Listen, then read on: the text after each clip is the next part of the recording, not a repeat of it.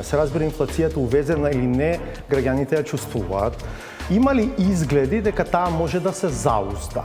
Parashikimet jovetëm tek ne, po në përgjithësi në rajon, por edhe më gjerë është se do duhej në pjesën e dytë të vitit situata të stabilizohet. Дали мислите дека сега таа одлука да одите на зголемување на минималната плата на 18.000 денари ви се враќа како бумеранг? Izrično ne.